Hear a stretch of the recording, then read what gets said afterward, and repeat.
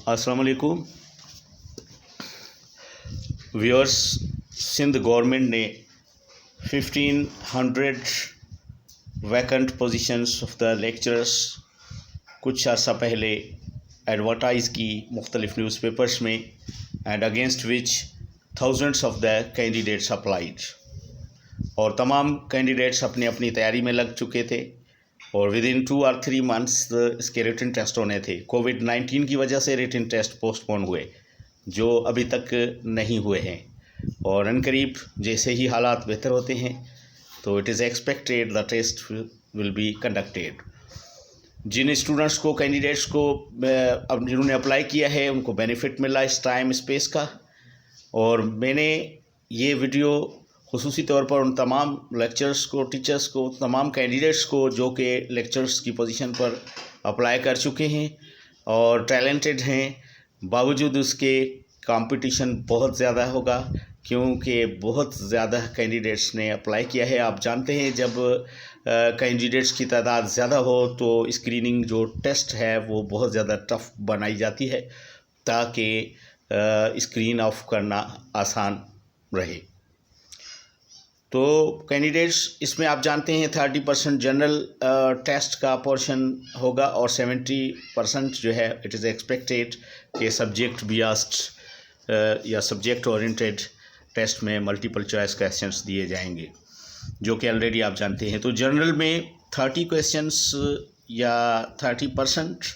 Of the questions जो general में होंगे उसके हवाले से मैं तमाम कैंडिडेट्स को गाइड करूंगा। और मेरे अपने सब्जेक्ट में यानी इकनॉमिक्स में लेक्चरर जिन्होंने भी अप्लाई किया है उनके लिए इकनॉमिक्स की सब्जेक्ट के हवाले से भी टेस्ट प्रिपरेशन की वीडियोस मैंने अपलोड की हुई हैं जो यूट्यूब में आप लोग रेफ़र कर सकते हैं। जनरल टेस्ट में आप लोगों को किस चीज़ की तैयारी करनी चाहिए, तो माय व्यूअर्स, आपने खुसूसी तौर पर जिन सब्जेक्ट्स को या जिन टॉपिक्स को टच करना है, जिन एरियाज़ को टच करना है, वो एरियाज़ में आज आपके सामने डिस्कस करूंगा ताकि आपको एक पैटर्न का पता चले और उसी पैटर्न पर आप जितनी ज़्यादा हार्ड वर्क करेंगे, स्मार्ट वर्क करेंगे तो you will get the results. तो स्टूडेंट्स, आपने सबसे पहला जो काम करना है वो geography of Pakistan and it's neighbours, इसको आपने जो है वो विज़ क्लियर करना होगा। ज्योग्राफी ऑफ पाकिस्तान में पाकिस्तान की लोकेशन से related questions, area of Pakistan in million hectares या एरिया इन किलोमीटर स्क्वायर, दोनों यूनिट्स में आप अपने पास जो है वो क्लियर रखेंगे। एंड डेमोग्राफी ऑफ पाकिस्तान में डेमोग्राफिक जो वेरिएबल्स हैं, जो जोग्राफिक वेरिएबल्स हैं एज वेल डेमोग्राफिक वेरिएबल्स, तो ये आपने यहाँ पर क्लियर करना होगा। और अपने तमाम प्रोविंस वाइज जो एरिया जो है वो जॉट डाउन करनी होगी। सबसे बड़ा एरिया वाइज प्रोविंस कौन सा है एंड सबसे बड़ा हर प्रोविंस के तमाम districts, total districts of the country कितने हैं, total divisions of the country कितने हैं, एंड ईच इन तमाम डिस्ट्रिक्ट्स में लार्जेस्ट डिस्ट्रिक्ट का नाम कौन सा है सिंध में और पंजाब में, बलूचिस्तान में एंड KPK में। इस तरह आपने स्मॉलेस्ट डिस्ट्रिक्ट्स या स्मॉलेस्ट डिवीजन्स को भी जॉट डाउन कर लेना होगा। तो ये आपकी जो डेमोग्राफिक वेरिएबल्स में खुसूसी तौर पर पॉपुलेशन, ये ईच प्रोविंस वाइज पॉपुलेशन भी आपकी क्लियर हो in millions, total population of the country, total population of neighbouring countries यानी जो इंडिया है या अफ़गानिस्तान है या ईरान है, चाइना है, इनकी करंट सेंसस के मुताबिक 2020 के मुताबिक कितनी पॉपुलेशन जो है वो है। तो इस तरह आपने ये जो डेमोग्राफिक वेरिएबल्स हैं वो आपने अपने तमाम स्मॉलेस्ट साइज़ से लार्जेस्ट साइज़ पर क्लियर कर लेने होंगे। इसके बाद स्टूडेंट्स आपने कंट्री के अंदर थ्रू आउट डैम्स की तादाद कितनी है और through out country largest number of dams किस प्रोविंस में हैं और जो टोटल डैम्स की तादाद कितनी है और लॉन्ग रन में जो प्लानिंग थी for the construction of the dams कितने बनाने थे। 1947 के बाद प्लानिंग विंग ने कितने डैम्स बनाने के लिए सजेस्ट किया और कितने अभी तक बन चुके अंडर ऑपरेशन हैं और कितने हैं जो कि कुछ मुतनाज़ा चीज़ों की वजह से रुके हुए हैं स्टिल, उनके नाम क्या क्या हैं। और स्टूडेंट्स अपने नेबरिंग कंट्री में इंडिया के टोटल नंबर ऑफ़ डैम्स कितने हैं और सबसे पहले तो आपने इंडिया की कौन सा प्रोविंस पाकिस्तान के बॉर्डर के साथ जो कंटीजेंट है प्रोविंस का नाम क्या है, उसकी आबादी कितनी है और टोटल एरिया उस प्रोविंस की कितनी है बेलफास्ट। और ये जो है आपने इस तरह अपने नेबरिंग कंट्री के हवाले से भी जो है कुछ मालूमात जो एसेंशियल मालूमात है उसको आपने इकट्ठा कर लेना होगा। इस तरह आपने माउंटेन्स की पीक्स के हवाले से Pakistan and neighbouring country throughout world and then Asia and the neighbouring country के और हमारे कंट्री के जो माउंटेनियस पीक्स हैं उनको भी आपने हाईलाइट कर लेना होगा। रिवर के नाम तमाम जो लेंथी या लार्जेस्ट रिवर्स हैं वो कौन सी हैं, ओल्डेस्ट रिवर्स कौन सी हैं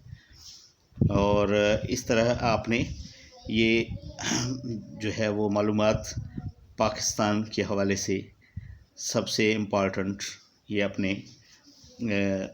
कॉपी या नोटबुक जो आपने रखनी होगी जिसमें बिल तरतीब आप तमाम चीज़ों को जॉट डाउन करते जाएंगे, तरतीब बनाएंगे। एक जो ऑलरेडी आपकी क्लियर हैं उनको लिखने की ज़रूरत नहीं है, उनके लिए खाली जो है वो कोड वर्डिंग में आप जो है वो लिख सकते हैं। इसी तरह स्टूडेंट्स आपने फिर आना है वापस अपने प्रोविंस पर, सिंध के हिस्टोरिकल जो मॉन्यूमेंट्स हैं,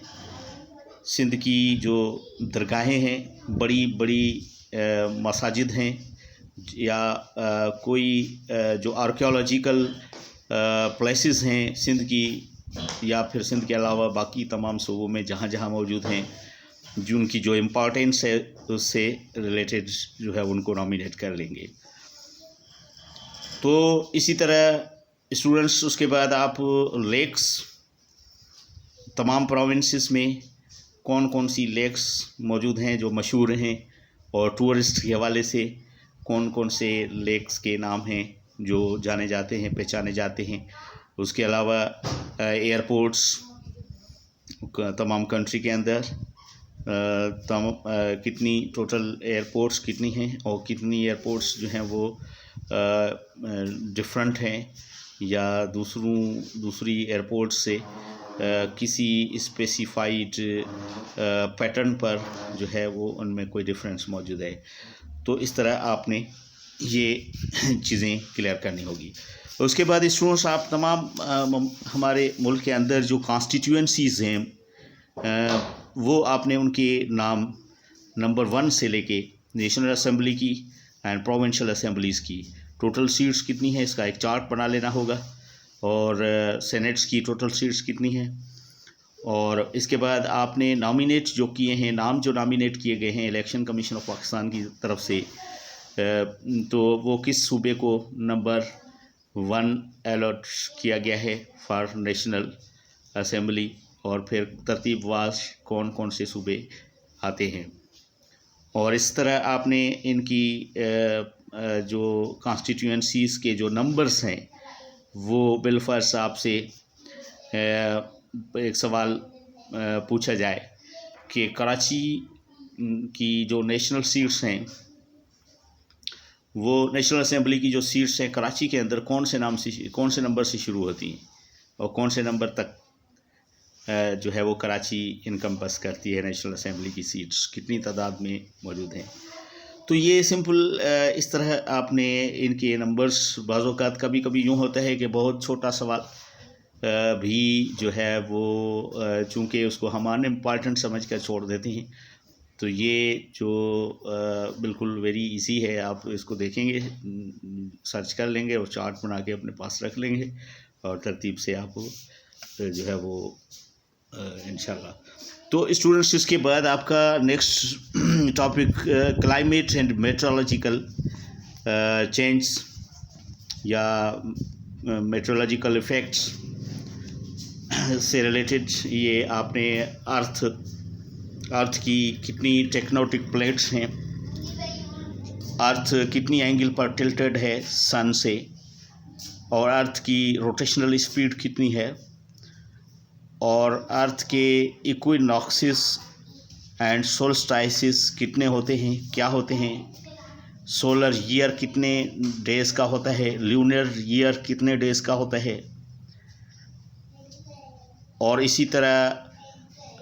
जो लाइट ईयर ये क्या है, और एस्ट्रोनॉमिकल ईयर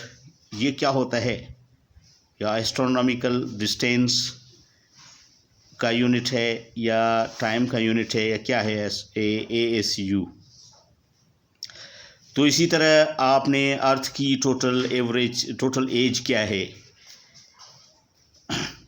आर्कियोलॉजी में जो बोन्स होते हैं, बोन्स की जो डेटिंग की जाती है, किस तरह मालूम किया जाता है, कौन से प्रोसीजर ऑफ फिज़िक्स को अप्लाई करके जो है डिटेक्ट किया जाता है कि ये बोन कितने साल की या कितने हज़ार साल पुरानी है। यानी जितनी भी लिविंग जो ऑर्गेनिक बॉडीज़ होती हैं, जिस तरह लकड़ी का टुकड़ा ले लें, यानी वन से टाइम ये ज़िंदा होगा, या किसी बोन का टुकड़ा ले लें तो वंस कभी ये किसी एनिमल का या जानदार का हिस्सा रहा होगा। तो उससे किस तरह मालूम किया जाता है। रेडियो कार्बन डेटिंग क्या है, और जब आप किसी ट्री को काटते हैं तो उसमें आपको जो रिंग्स नज़र आती हैं, उसकी क्रॉस सेक्शनल एरिया में रिंग नज़र आती है, इन रिंग्स को क्या कहा जाता है, रिंग्स के ज़रिए क्या मालूम किया जाता है। तो विंड्स किन टाइप्स की होती हैं, मूनसून किसे कहते हैं,